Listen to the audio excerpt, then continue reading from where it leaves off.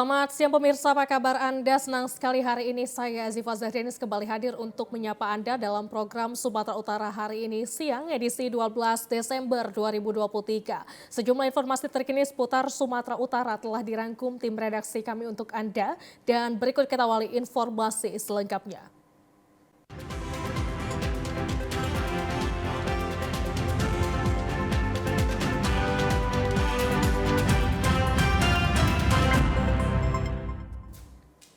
Ya, di informasi pertama pemirsa, hujan deras yang mengguyur wilayah Mandailing Natal menyebabkan debit sungai Batanggadis meluap ke lahan pertanian warga. Akibatnya sejumlah lahan pertanian rusak parah, bahkan mengancam kampus Sekolah Tinggi Agama Islam Negeri Mandailing Natal. Luapan sungai Batanggadis Mandailing Natal mengakibatkan tanaman petani yang berada di pinggir sungai terbawa arus seperti tanaman pohon kelapa dan pepaya serta tanaman jagung rusak berat. Selain merusak tanaman petani, pagar kampus Sekolah Tinggi Agama Islam yang berada di dekat sungai ikut roboh dan terbawa arus sungai. Banjir luapan ini juga menggenangi pekarangan kampus dan gedung mahasiswa serta dosen.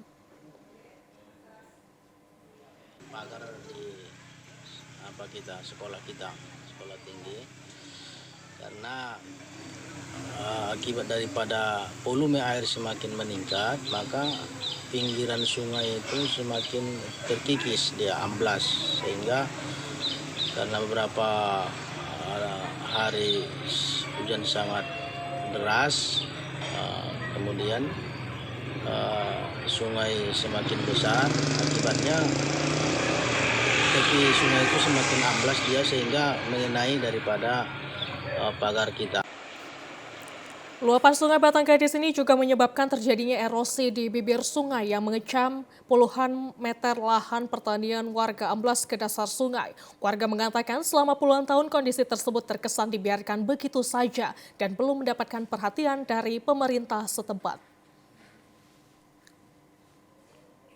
Di informasi lainnya pemirsa, pasca banjir yang menggenangi wilayah desa Huta Lombang Lubis Mandailing Natal, puluhan warga bergotong royong membersihkan sisa material lumpur yang terbawa arus banjir di area Masjid Al-Abror dan madrasah. Sisa material lumpur dan sampah menumpuk di area perkarangan masjid yang terbawa air banjir luapan sungai Aek Mata Panyabungan Kabupaten Mandailing Natal yang terjadi pada Senin malam kemarin. Puluhan warga kerja bakti bergotong royong membersihkan sisa lumpur setebal 20 hingga 30 cm dengan menggunakan alat mesin penyedot air. Setiap hujan deras sungai Aek Mata meluap sehingga terjadi banjir di beberapa tempat terkhusus di Masjid Al-Abror dan pemukiman warga. Untuk mengantisipasi terjadi banjir, aliran sungai Aek Mata harus dilakukan normalisasi pengerukan dan pelebaran sungai sehingga debit air hujan tidak meluap ke masjid dan pemukiman warga.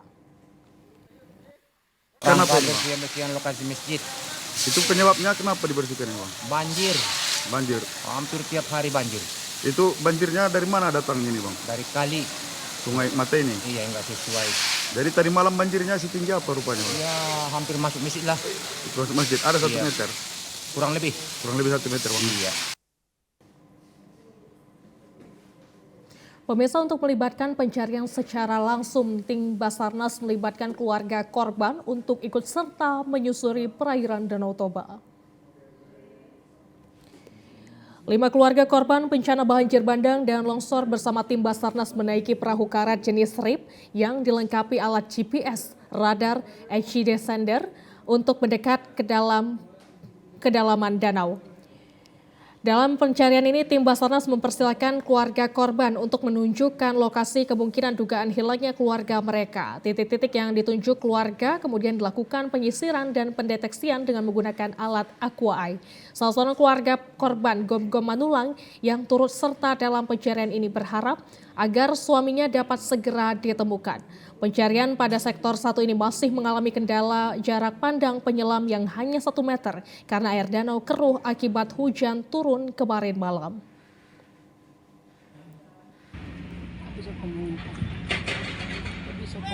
Pikiran ko pa niyo po sa study pa. Hancur semua dari harapan saya waktu itu dapatnya harapan saya. Sementara itu pencarian 10 orang hilang akibat banjir bandang dan longsor di Desa Simangulampe hingga hari ke-10 belum juga membuahkan hasil, di mana pada pukul 18.00 waktu Indonesia Barat pencarian dihentikan dan dilanjutkan rapat evaluasi tim SAR gabungan. Kita ke informasi lainnya, pemirsa. Warga tergabung dalam forum diskusi dan advokasi masyarakat Desa Sukarame dan Baru, Fordam Susuba, menggelar aksi unjuk rasa dengan menghadang truk overkapasitas penyebab rusaknya jalan kabupaten kemarin. Dinas Perhubungan Labura pada tahun 2022 mengeluarkan surat larangan melintasi bagi truk overkapasitas yang membawa muatan di atas 8 ton. Namun hingga saat ini truk tersebut bebas beroperasi tanpa adanya sanksi dari dinas terkait.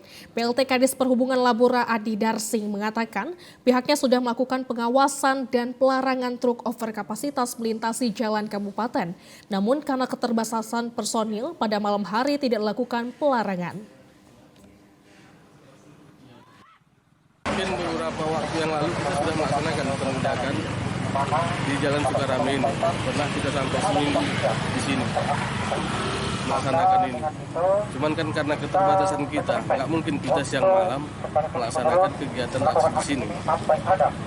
Kalau terkait permasalahan portal, memang betul. Ini kemarin kita aturan kan pakai Permen 82. Ini sekarang sudah muncul lagi Permenhub nomor 48 tahun 2023 terbaru per Oktober 2023. Jadi kan kita harus meninjau ulang ini kembali. Jangan nanti kita salah ke depannya dalam mengambil sikap terkait dengan peraturan yang baru ini. Ketua Fordam Susuba Ramlan Nainggolan menjelaskan rusaknya jalan milik kabupaten membuat warga dirugikan karena hasil panen pertanian dan perkebunan milik warga sulit dikeluarkan hingga membuat harga anjlok. Aksi ini juga menuntut Bupati Labura yang berjanji akan memasang batas badan jalan, namun hingga saat ini janji tersebut belum juga ditepati.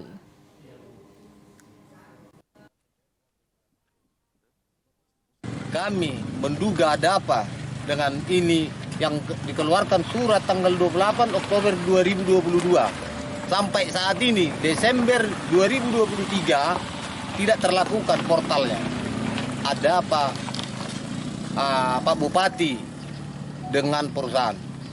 Kami sangat menduga ini ada kong kali kong terhadap Pemkab Labura, terhadap pengusaha-pengusaha yang ada di Kabupaten Labuan Batu Utara ini.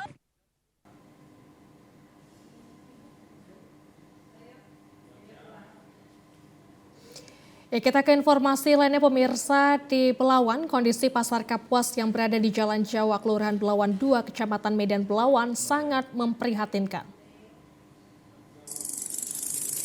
Keberadaan pasar Kapuas di Kelurahan Belawan 2 kini hanya tinggal lantai karena atap dan kayunya sudah banyak dijarah. Kini pasar tempat penjualan pisang tersebut sudah rata dengan tanah dan kios yang masih tersisa disewakan oleh oknum-oknum tertentu. Dengan kondisi pasar seperti ini, banyak pedagang yang awalnya berdagang di dalam pasar tersebut pindah mencari lapak di Jalan Jawa atau di luar dari pasar Kapuas. Pemerhati pasar Belawan Haji Suratman mengatakan, hancurnya pasar Belawan tersebut dikarenakan Dinas Pusat Pasar Medan terkesan tidak peduli dan melakukan pembiaran serta saat pelaku pencurian menghabisi material bangunan pasar. Ini diserahkanlah kepada Pemko melalui pajak ataupun katakanlah yang dikelola oleh PD Pasar. Ternyata khususnya pajak Kapuas ini kita lihat kayaknya kurang. Ya tadi karena pengelola yang kurang profesional, dia kurang berpikir ke depan bagaimana untuk memajukan PD Pasar ini dari sisi tempat dan jual beli. Beberapa tahun yang lalu pasar Kapuas dan pasar Pisang telah direnovasi oleh Dinas Pasar Medan, namun dibiarkan dan bahan bangunan habis dicuri orang-orang yang tidak bertanggung jawab. Para pedagang meminta Dinas Pasar Medan segera memperbaikinya dan dicarikan investor untuk mengelola pasar tersebut.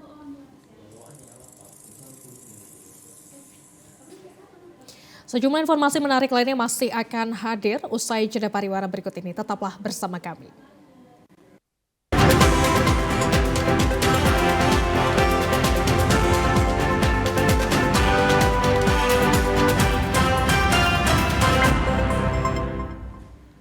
Terima kasih pemirsa, Anda masih bersama dengan kami dalam program Sumatera Utara hari ini. Pemirsa, di tengah naiknya harga sembako, pemerintah daerah Labusel bekerja sama dengan perusahaan menggelar operasi pasar sembako murah selama 9 hari. Terlihat kaum ibu antusias mendatangi pasar sembako murah di halaman Mapolsek Kota Pinang, Kabupaten Labuhan Batu Selatan kemarin. Pasar sembako murah ini menyediakan gula pasir, minyak goreng, beras kemasan 5 kg dan gas LPG dengan harga jual lebih murah, 30% dari harga pasar, sehingga kaum ibu rela antri untuk mendapatkan bahan pokok tersebut. Bupati Labuhan Batu Selatan, Edimin, mengatakan tujuan dari pasar murah ini untuk mengantisipasi lonjaknya harga barang menjelang tahun baru dan akan diadakan minimal 3 bulan sekali. Pak, sedikit Pak dengan kegiatan ini Pak. Ini kegiatan besar dari seluruh perusahaan yang ada di Labuhan Batu Selatan. Jadi kami mengadakan kegiatan untuk pasar murah. Kami adakan di 5 kecamatan. Pasar murah ini untuk mengantisipasi melonjaknya harga barang untuk menjelang tahun baru ini. Ini jangan hanya semodel saja. Kalau bisa minimal 3 bulan sekali ini akan kita adakan. Salah seorang warga Tomo Tua Doriana Savitri Nasution merasa bersyukur dengan adanya pasar murah ini karena dapat berbelanja kebutuhan pokok dengan harga yang terjangkau. Kak, izin Kak, tadi belanja apa aja nih Kak? Ini beras, minyak makan, gula, cuma 3. Kalau harganya bagaimana Kak dari harga pasar Kak? Ya, bawalah, salah. Kak, tanggapannya bagaimana Kak dengan adanya bazar murah ini Kak? Ya, tanggapannya ya bersyukur ada acara seperti ini gitu kan. Jadi kita bisa beli beras, gula pun, karena dia di bawah pasaran gitu. Agar kegiatan pasar sembako murah berjalan dengan lancar, setiap pembeli harus memperlihatkan kupon terlebih dahulu untuk mendapatkan pelayanan dari petugas. Ya, pemirsa, pemerintah Kota Tebing Tinggi terus menggalakkan program gotong royong bersama seluruh lapisan masyarakat yang ada di Kota Tebing Tinggi, terutama dalam penanganan stunting. Kegiatan gotong royong secara serentak di seluruh kecamatan dan kelurahan dilakukan melalui Zoom dipimpin langsung PJ Wali Kota Tebing Tinggi Syarmadani kemarin. Kegiatan gotong royong dilakukan agar masyarakat berbaur dan peduli terhadap sesama dalam menjaga lingkungan agar tetap bersih. Pada kesempatan tersebut PJ Wali Kota juga menyempatkan berkunjung ke Kecamatan Padang Hilir, Kelurahan Damarsari, di mana masyarakatnya begitu antusias mengikuti kegiatan gotong royong. Bersihan itu kebutuhan kita, terlebih ini mulai musim hujan supaya jaga banjir tidak melanda, terus bibit-bibit penyakit seperti demam berdarah maupun yang berasal dari tikus tidak menyebar. Salah satu dampak tambahan hasil kita peroleh seperti di belakang ini ada sampah-sampah hasil pemilahan, plastik, kemudian dari kardus, karton. Nah, ini akan bernilai ekonomi kalau kita jual. Mudah-mudahan ini nanti bisa untuk disumbangkan bagi penanganan stunting. Camat Padang Hilir Ramadan Pulungan mengatakan pada kegiatan gotong royong di Kelurahan Damarsari ini terkumpul sampah produktif terdiri dari kanton, plastik, kemasan botol bekas, serta lainnya mencapai 50 kg. Jika dikonversikan, nilai jualnya mencapai 800.000 hingga 1 juta rupiah. Hasil dari kegiatan ini akan disumbangkan untuk membantu penanganan stunting di Kota Tebing Tinggi.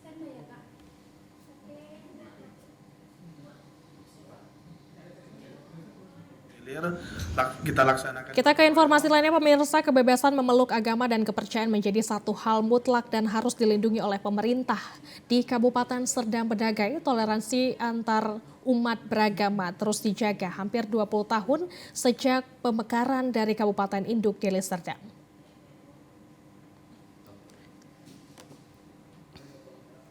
Toleransi antar umat beragama di Serdang Bedagai cukup tinggi dan dijaga oleh pemerintahnya.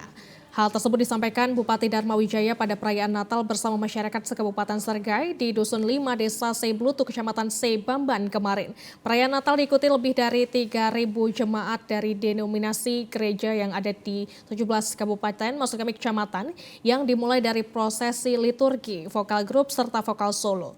Dharma Wijaya selaku Bupati Sergai mendukung penuh kegiatan keagamaan di Sergai tanpa keberpihakan kepada golongan dan agama tertentu. Untuk umat Nasrani, pemerintah Serdang Bedagai telah mengalokasikan dana intensif dari gerakan aksi kasih kepada 1.123 guru sekolah minggu dan ditambah BPJS Ketenagakerjaan.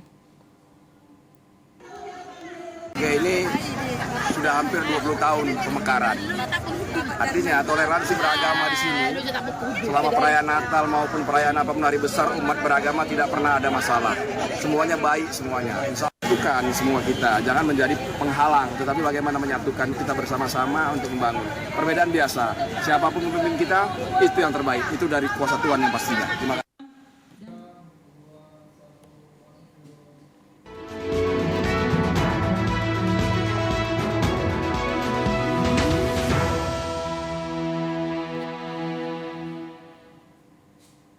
Kita ke informasi pilihan rakyat. Pemirsa, KPUD Labuan Batu Utara melaksanakan perakitan kotak suara di dalam gedung milik KPUD Aek Kanopan, Kabupaten Labuan Batu Utara yang direncanakan selama 9 hari.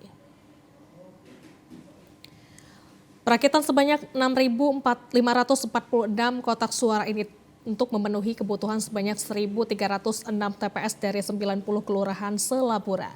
Setiap TPS mendapatkan 5 kotak suara sebagai tempat pengumpulan surat suara yang telah dicoblos dan dihitung pada pemilu mendatang, yaitu surat suara DPRD Kabupaten, Provinsi, DPR RI, DPD, Presiden, dan Wakil Presiden Republik Indonesia. Kepala Subbagian Umum dan Logistik KPUD Labura, Muhammad Ridwan, menjelaskan rencananya pelipatan kotak suara ini dimulai tanggal 5 sampai 13 Desember 2023. Ini untuk TPS ini berapa kotak suara yang harus dipenuhi setiap TPS? Di kita di Kabupaten Labuan Batu Utara ada 1.306 TPS. Setiap TPS dia diperuntukkan 5 kotak suara, yaitu kotak suara Presiden, Wakil Presiden, kotak suara DPR RI, DPR Provinsi, DPR Kabupaten Kota, dan DPD. Rencananya perakitan kotak suara ini berapa hari laksanakan?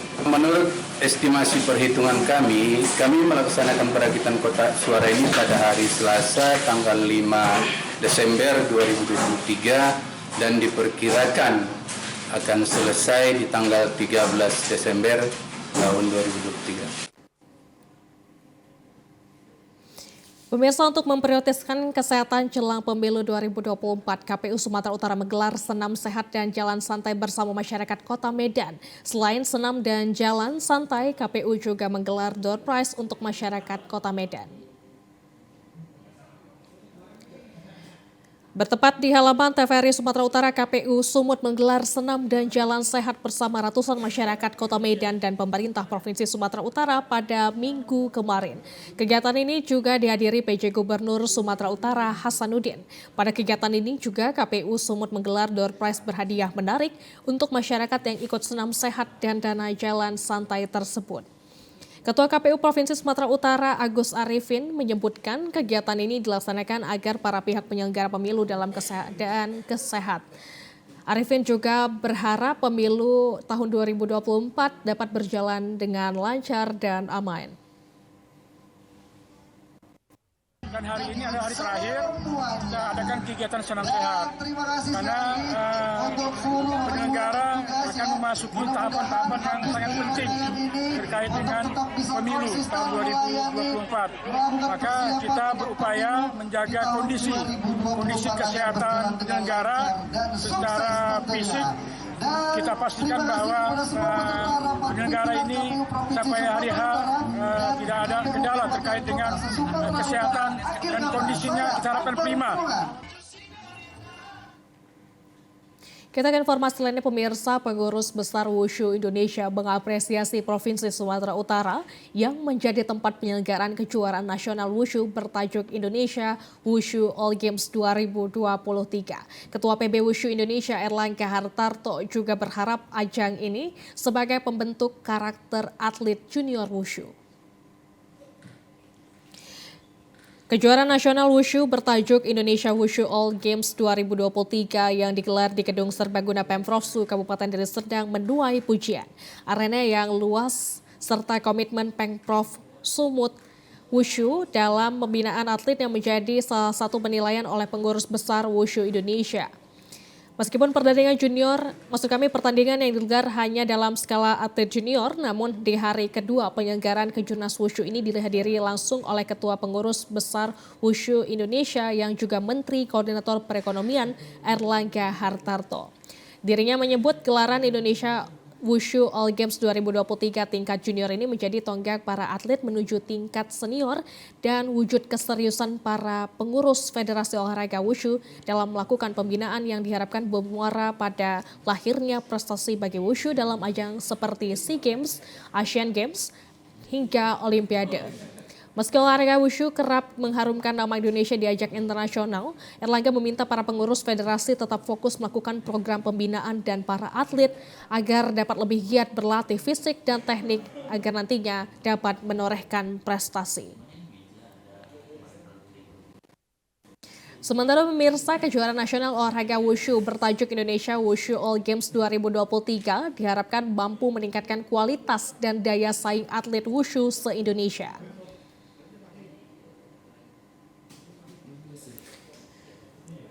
Kejuaraan nasional Wushu digelar mulai 10 hingga 14 Desember 2023 mendatang. Ajang kejuaraan tingkat nasional ini merupakan event gabungan yang diselenggarakan oleh pengurus besar Wushu Indonesia. Dalam ajang ini setidaknya ada 3 kategori event yang digelar, yakni Sirkuit Wushu Taulo Junior, Kejurnas Wushu Sanda Junior dan Pra Junior, serta Sumut Open Taulo Championship Junior Senior. Indonesian Wushu All Games 2023 ini diikuti sebanyak 416 atlet dari 50 sasana yang tersebar di 13 provinsi yang ada di seluruh Indonesia. Ketua Pengurus Provinsi Wushu Sumatera Utara Darsen Song mengatakan Sumut sangat beruntung menjadi tuan rumah sebab ajang Kejurnas ini selain bertujuan untuk meningkatkan kualitas para atlet juga bertujuan memperkenalkan Sumut sebagai provinsi yang kaya akan atlet Wushu yang berprestasi. Darsen Song juga menyebutkan sejauh ini performa atlet Wushu Sumut baik di kategori Wushu Sanda maupun Taulo terbilang bagus dan diharapkan dapat melaju ke partai final dan meraih gelar juara nantinya. Jika berhasil menorehkan prestasi dalam ajang ini, para atlet juga berkesempatan untuk menjalani pelatihan dalam skala nasional. Ya pemirsa, kejuaraan internasional Chess Championship yang digelar di Kota Medan resmi berakhir. Dalam kejuaraan yang diikuti 11 negara ini, pecatur asal Vietnam Nguyen Duc Hoa sukses menyandang gelar juara dan mendapatkan uang sebesar 25 juta rupiah. Penutupan kejuaraan catur kelas internasional ini ditutup oleh Wali Kota Medan Bobi Nasution pada Minggu sore. Dalam pertandingan final catur kelas Classic Open ini, pecatur asal Vietnam Nguyen Duc tampil sebagai juara. Nguyen mengalahkan lawannya satu negara yaitu Nguyen Van Huy dengan selisih setengah poin. Selain itu juara kategori Blitz, pecatur asal Indonesia Zaki tampil menjadi juara. Wali Kota Medan sekaligus pembina RKBN Bobi Nasution mengatakan bahwa turnamen catur tahun ini sukses digelar. Bobi pun berharap agar turnamen tahun depan lebih meriah dan bisa mendatangkan para pecatur internasional. Ini kegiatan turnamen catur bertaraf internasional pertama di Kota Medan, tapi juga wasit tadi berharap semakin banyak kegiatan-kegiatan yang bertaraf nasional, internasional. Jadi tadi kita sampaikan mudah-mudahan di tahun depan RKBN tetap bisa menggelar chess internasional di tahun 2024. Informasi yang baru saja Anda saksikan menutup perjumpaan kita pada siang hari ini. Mewakili seluruh Kabar Kerja yang bertugas, saya Azifa Zahrianis mengucapkan terima kasih atas perhatian Anda. Selamat siang dan sampai jumpa.